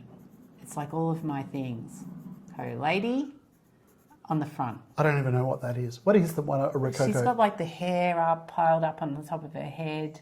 You know, like a beehive. Like a beehive, and she's in frilly clothes. She's in the 18th century. Okay. She's got white makeup with a patch. With a dot. You know, with all that. It's that era. Okay. My master's degree was all about Rococo architecture. Really? Yeah, it was. Okay. I love it. Okay. That's why I've got that porcelain cabinet full of Rococo. Right. Okay. It became this running joke. My friends just started giving me Give me porcelain Rococo. And then I started, like, it's the ugliest thing you've ever seen, but then you start to love it in this weird, perverse sort of way. Okay. So why has the cover got on it, right? You can ask yourself little rhetorical questions. Yeah. And then you can answer your questions, you know, like small dogs are coded Rococo, right? Like people think of the Rococo, small fluffy dogs, the Rococos, when they were first started to be bred for ladies to hold them on their laps. Fun fact. Fun fact. Dogs have a higher body temperature than humans. Do they? Yeah. All dogs? All dogs do. How much higher? Just a little bit, like not okay. heaps. Yeah. All right. So it's slightly higher body temp. So fancy Rococo ladies would have fleas, because humans had fleas back then, right? Good. So we think that the small dog is there for the Rococo lady to pat and feed and treat like it's a baby. Yeah. And yes, that is the purpose of a small Rococo fluffy dog. Yes. But also, fleas are attracted to higher temperature. Oh, it's a flea attractor. A flea transfer device. Yeah. So what would happen is the fleas would jump off the fancy lady Onto the dog. And the grooming that you do would be, because the human fleas can't live on dogs and vice versa. Like our fleas are not interchangeable, but the fleas will go to the dog like mosquitoes will go towards the light. So the ladies would be able to see the fleas. So the human fleas would flee literally to the dog. Yeah. Even though it's not a human. Correct. Just because it's hot. And it'll become visible, and then it'll start to try and get off the dog. Right. And then the lady could kill the fleas one by one, hence taking all the fleas off her own body, no longer being scratchy and itchy. Yeah. And seeing them, and the dogs tended to be white so you could see the fleas. It was engineering, Jason. Nowhere to It hide. wasn't just because they were little baby replacements or anything. No, those ladies were fucking smart. They were like, I'm scratchy, I don't like it. If I keep a small dog on my lap, also cute, bred to amuse. Has it totally changed your perception of what small dogs are for now? Yes, but I'm like the questions I have in my mind are like, how do we figure this shit out? Like How does someone do that? Because women are natural scientists, Jason. Right, is that what it is? We're very observant when we want to be. Yeah. We see patterns. You and probably feel that one too. You'd be like, all of a sudden I don't have fleas. Exactly. And I want more of this. Yes. I want less fleas Less in my fleas. life. Okay, so say your PhD is developing to be about fleas. Yeah. You just write all those things. Yeah. And then you go, actually, that flea stuff, that's fucking useful. Yeah. I'm giving that 5 stars, would recommend. On the metadata bit of the Of the note. Of the note is what Inga's done. So write to us if you think there's other metadata or they make sense to you. Yeah. You know, there might be an ick factor. The ick factor Yeah, they're pretty ick high. might be high. Yeah. Yeah. Surprisingly, this book had a high ick factor. Okay, so all sorts of things could happen here. I got a third of the way through and all of a sudden I was like, no, let's close the book. So all this is very useful. All we're saying is to PhD students, if you're going to keep notes in a bullet journal, it helps to have a little bit of metadata. And the good thing about a bullet journal, what I like, is it's the flexibility of it and the freedom of it. because you haven't got a pre-populated template like you have, say, in one of those notes apps or whatever. You can just feel free to add stuff, right? And you could add more keys down the end, or you could have you could end up having a whole page, for instance. We go, oh, that actually was really useful for me to have my metadata, but I can't remember each one of them all the time. So I've got metadata tags here as another collection. I'm just making this up as I go. Page 21. On page 21, metadata tags. And I can have usefulness, date, ick factor, usefulness. Because the next time that you're going to write a note, you might not remember what they all are, and so you need to go back to page 21 to be able to go, oh, hang on, maybe you end up with a dozen of these things. Yeah. And you can remember 6 of them. Yeah. And But maybe you're you don't use all of them in every note. In every note. You don't have to. You Yeah, don't yeah. have to be that much of a pedant. And maybe you want to go to backwardsly add them to other notes. Yep. You know, so you've got, that's page 21. So on page 21, we've got metadata tags. So the purpose of this is that when you pick up your bullet journal, you can flick straight to your index, run your eye down the index, and then go, oh yeah, that's right. I know I've got a page in there on metadata tags. I can't remember where it is. Run down, and it's like, oh yeah, it's on page 21. Right. You go straight there. You don't have to flick through your book or the other alternative, where people collect stuff. You don't have to search on your computer or dig through pages on your desk or find sticky notes and all the rest. Like, it's bloody organised, people. Now we've It's got bloody a organised. few other things that just I think would be useful for everyone, including PhD students. Before we do, I just want before we leave this idea. Yes. You've got your bedraggled Daisy. on page whatever. Yes. This might be your first cut at it on page 19. Yeah. But after you've done a whole bunch of reading, you might decide to draw another bedraggled daisy and update the original version. And maybe it's just about fleas. And it could be Because that... now your project is about fleas. Right. And then why this is useful is if somebody in the future asks, how did you go from small dogs to Rococo? We have a Rococo theory women about and feminist engineering in Rococo female circles. Yeah. You can go, look, on page 19, 54, 78, 129, you can see how my thinking through this bedraggled daisy diagram has evolved. Which is very important in the context of a research project, because in my latest book, Yes. written with Pat, Amy Yes. and Helen, thanks Pat, Amy and Helen, Yes. we talked about how research projects are discovery mode, which means they evolve as they unfold and they change. So your job as a project manager is not so much to make sure that things are done and meet milestones, but to advocate for the project, to be the memory for the project, to argue about why the project is different now, because it used to be about the size of dogs. Yeah. Now it's about fleas and Rococo ladies knitting circles. Yes. Which... Except they didn't knit because that was lower class.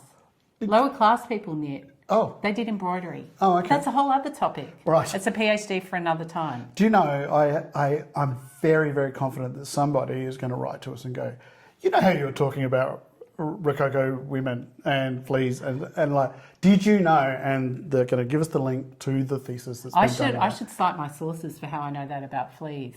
You should. PersCom, personal communication. Oh, My okay. friend James Thompson Yes. is a fundraiser at the National Gallery of Art in the UK. Yes.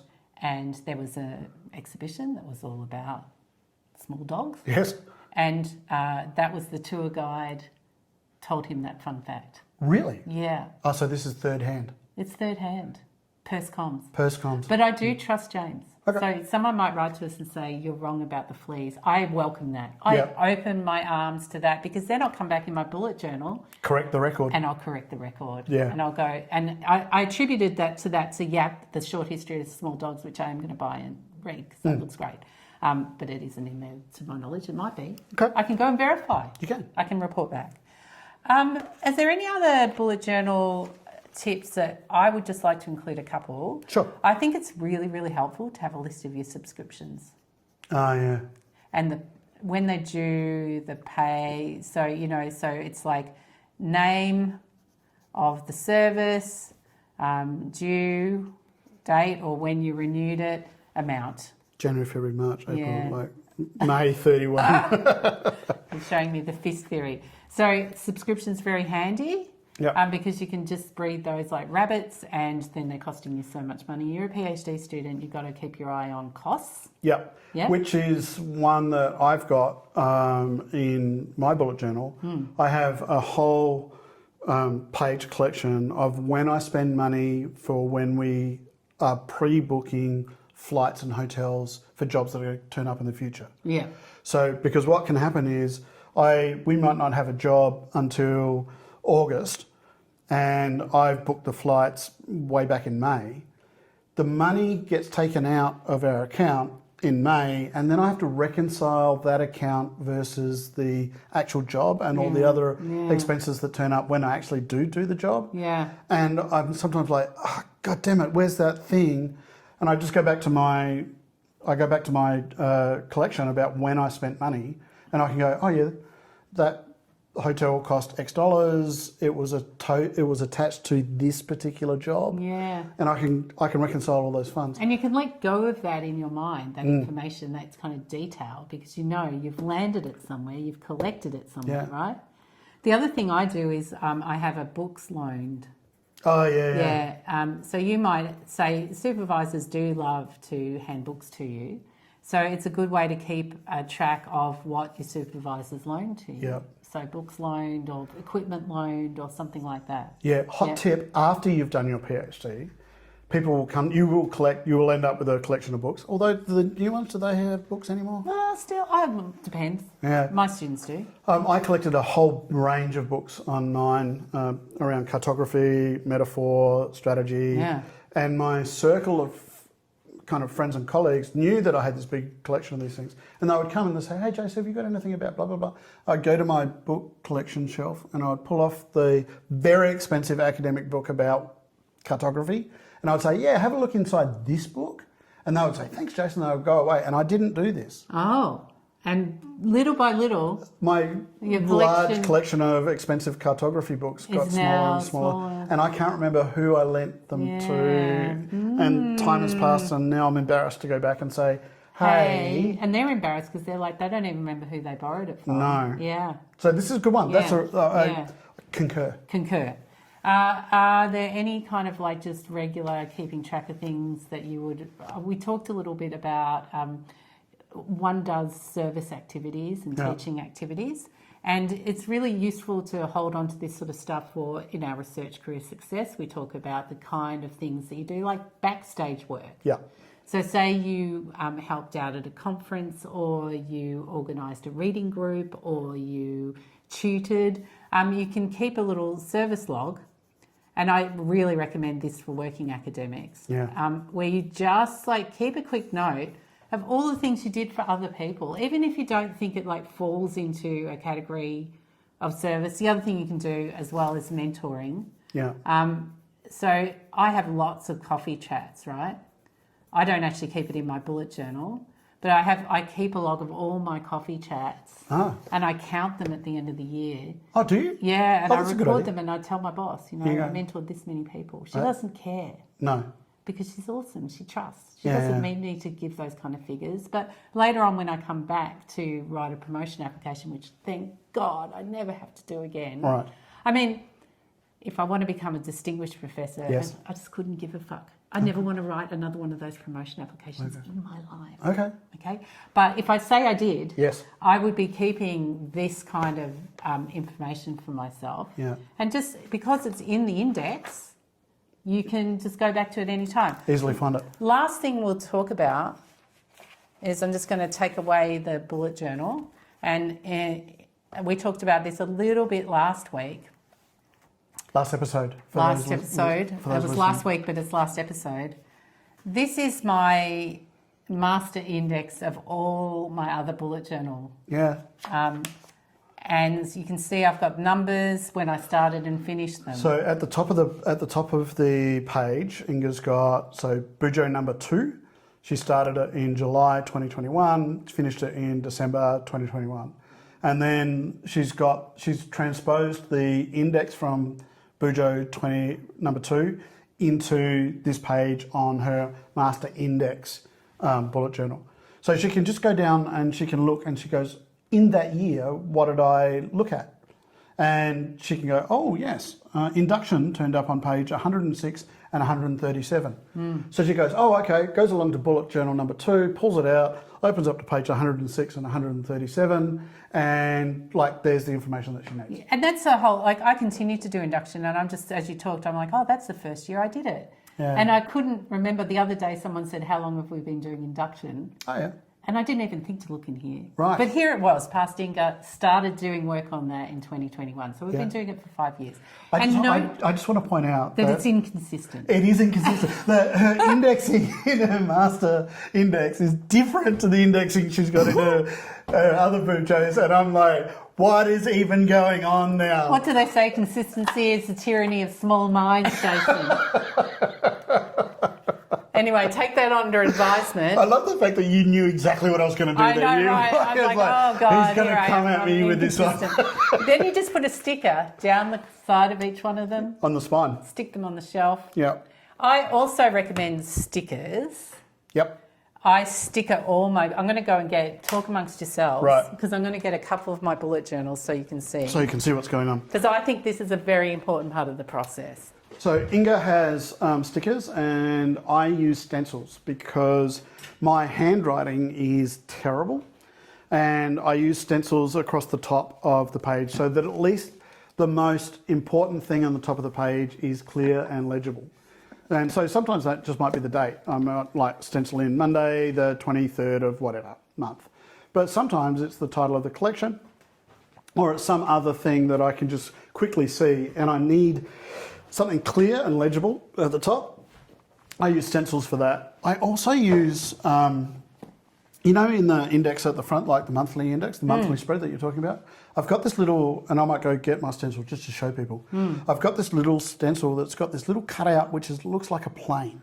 Oh, yes. And so what I do is when I know I'm about to fly, Yeah. if I'm flying on August 23rd, I will just colour in the little plane thing. Oh, next yeah. to that, and That's fun. And the way in which I angle the plane, so if it's pointing up, Oh, yes. that's you're what I'm flying. going out, and then if you're it's pointing returning. down, it's I like, love that. I need to get one of those. Yeah, they're cool. So I really enjoy putting stickers. I'll go get my book. So this one is The Outrage is Real, because that really was what I was feeling. And this one, which is my other yellow one, has one of my favourite stickers, which is Canberra thinks you're boring too, because everyone's always dissing Canberra. This one I got a whole bunch of stickers from the Faded Mates podcast, which are all very funny romance novel stickers, and they're on the back as well. And so I just make sure that every bullet journal, and you notice this one's got some Canberra stickers as well, Canberra Pride Represent. You can see that I started doing that after the second bullet journal because I realised which year, Who knows? what. Whatever in his time. Yeah, so like everyone has a theme and I like just collect the stickers over time, and like I love stickers, but the thing about stickers is where do you fucking stick them? Yeah. But you've always got a place to stick them. Yep. So that's only a small collection of my bullet journals there. When I die, someone's going to go through it all and write a complete history of me. Oh, really? It's going to be archival. Yes, I'm sure it is. Like the person that you stayed at, like in the UK. Yes. On your sabbatical. Yes, Adam Kendon. Yeah. Yeah, amazing. Where you went and did that work. Yes, exactly. So somebody has to pay you back. True. Yeah, it's Yeah. transactional. This year I also do the sticker thing. I took the idea from Inga. This year the sticker on the front of it is shut up and scale up, because that's what the business is about. On the back you can see this is where I've taped that tracking device. Yeah. On the back. And it works really well. The reason it's in bright pink tape is because if I put it down on a desk, I'm always going to see it from wherever I am in the room. Oh. And I do that a lot. So we often will bring our bullet journals with us in our workshops and we'll hand them around so that people can see. And then I just need to know that, oh yes, up in that corner on that back table is actually mine, and I can see it. And I think you can see just from what we've done so far, like how valuable these things become. Like these are your IP, they're your intellectual property. You want to show people we could probably do this underneath. Yeah. I love that. You've got school holidays and public holidays, but these come with a little pouch. And then inside the pouch, I've got like stencils. Yeah. So that my bad handwriting is easy to see. And there's this little metal one here. I've also got a little metal ruler in there because... Is that the one I gave you? Maybe. Yeah. Didn't I buy you something when I was travelling? You bought me travelling? lots of stuff. Yeah, I bought you like stupid stationery for the bullet journal. Yeah. Is that the one that's got the little It's got the little plane in it right there in the middle. Awesome. And so I keep those in the back, and also keep things like there's a little photograph of my parents in there because love. Bless, you're a good son, aren't you? And like a few other stickers if I want to give away stickers and that sort of stuff. They're on there as well. What's this one here? This one's actually a personal one that I'm not going to open in front of the other one. But I just want to shout out to Christy Clark for printing out stickers. Not Christy Clark, Mel Caston. I thought, Mel did these. Mel did these. Mel. Shout out to Mel Caston. Thank you, Mel. Second shout out. So this one is my super secret, like this one's this one's a bullet journal that I keep just for me. And that's why I've got that particular sticker on it. So you know. So that I know if I pick this one up, it's got all my secrets in it. I see. I would think it was like a work one. I know. Because what I'm doing the obfuscation thing. Oh, I see. Okay, nice. People will go, I don't want to read that boring work shit. Oh, sweet. But it's actually got all the juice in it. Great. Love that. I think I've just put that on the internet. Okay. Maybe we'll cut that bit out. Maybe. Okay, so is this all we're saying? We can probably stop our stand one? Recording of the bullet journals. All right.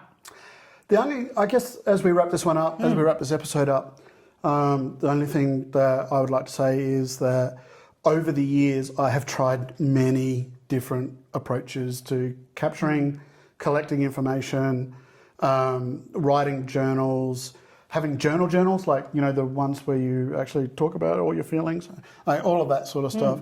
I've used lots of different capture methods, Obsidian, digital methods, photographs, you name it, in order to be able to collect information together and keep it in one spot. I've never been able to stick with one consistently all the way through. The closest I think I've ever come to a system that I've stuck with is probably OmniFocus. Yeah. Which is but that's all about tasks. And it's not about collecting information for retrieval and that sort of stuff. Or being creative. Yeah. This is the only one that I think this one, it's the top of the list. It works for me.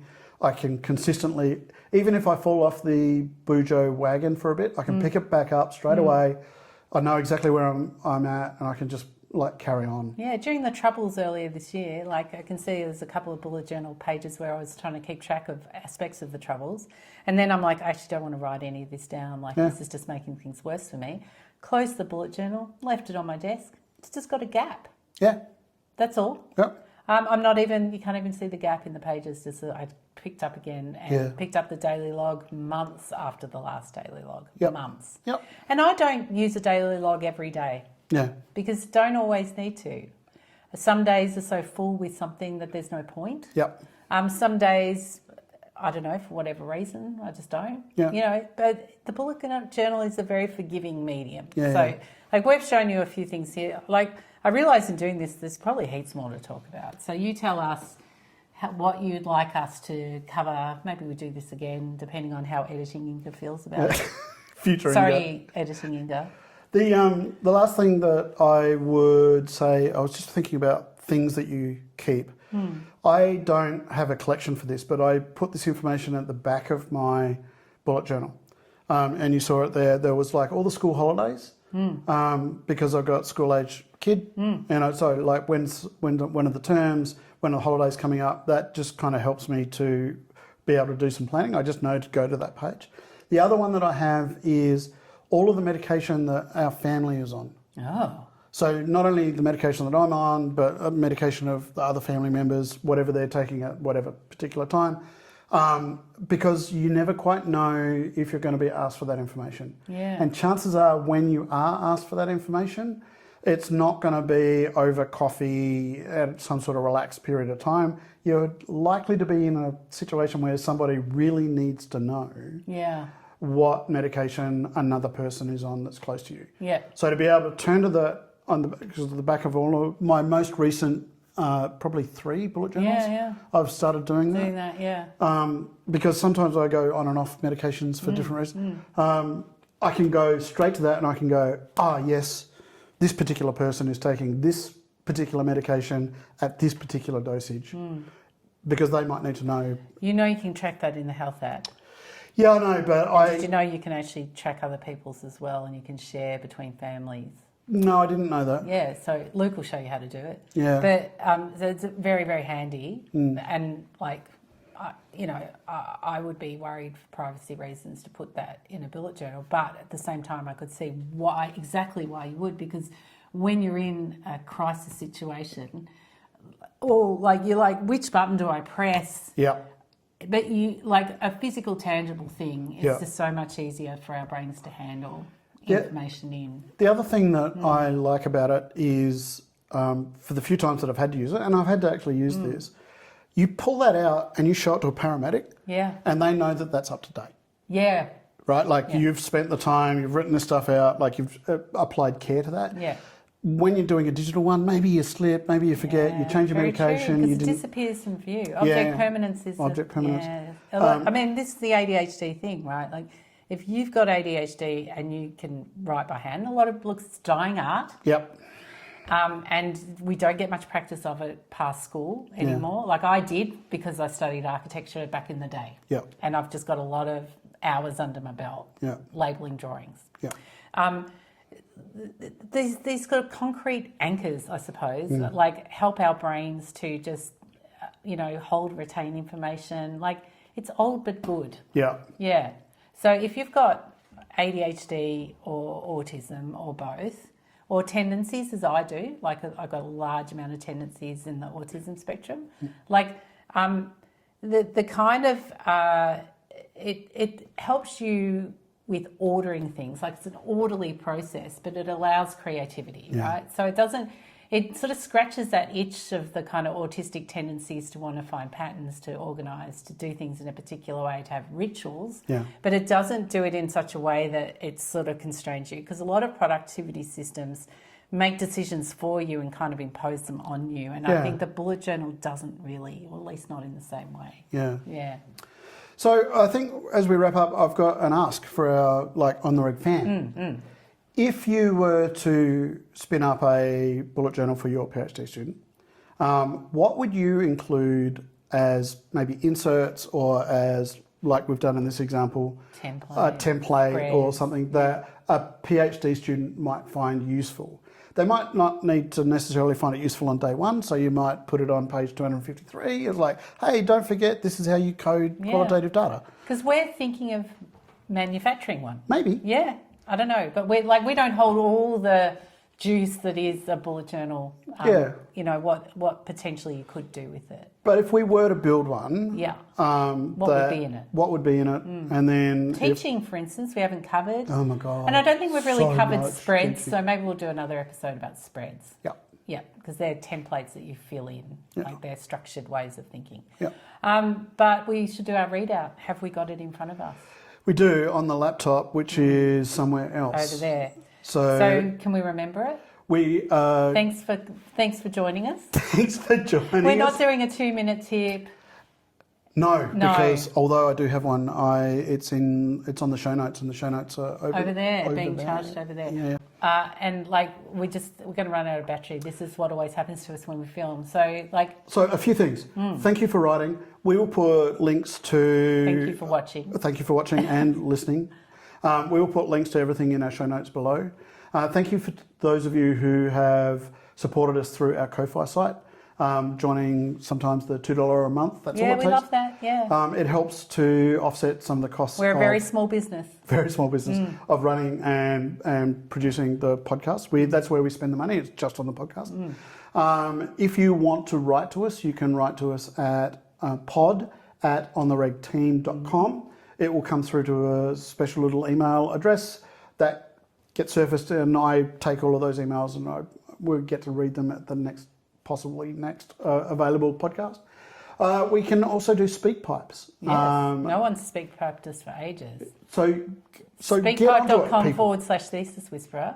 Or just send us a voice note. Yep. You don't have to, use SpeakPipe. We Yeah, will get those. we'll We'll play insert it. them into the thing. Yeah, we'll we play play it them. and respond. You get your voice. That's exciting.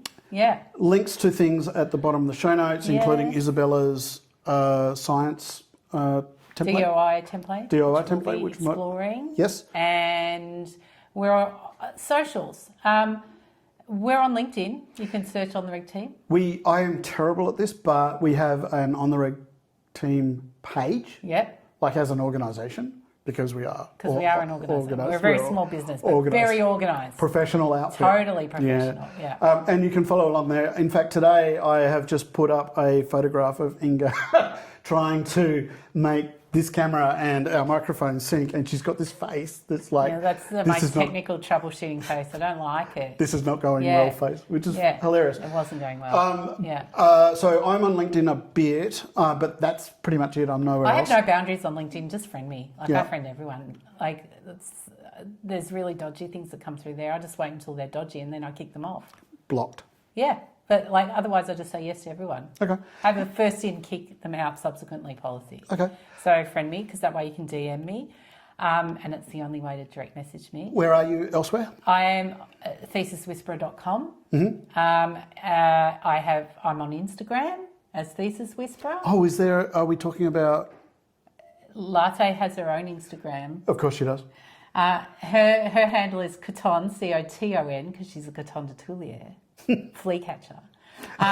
Coton _ Latte Newburn. Yes. All one word. It's a fun satirical account. I've sure. made up a whole persona for her. She's the CEO and visionary. It's full of cliches. I'm having a lot of fun with it. It's getting followers. Maybe she'll become a dogfluencer. Dogfluencer. Yeah, Maybe. I love this. Maybe. Anyway, you can follow a Latte's journeys. She's asleep over there and has not joined the pod. Yeah. But maybe another time. Thank you, everyone. Yes. We'll sign off now. Yes. Thank you for watching. Thank you for listening. Enjoy the rest of your day. Bye. Bye.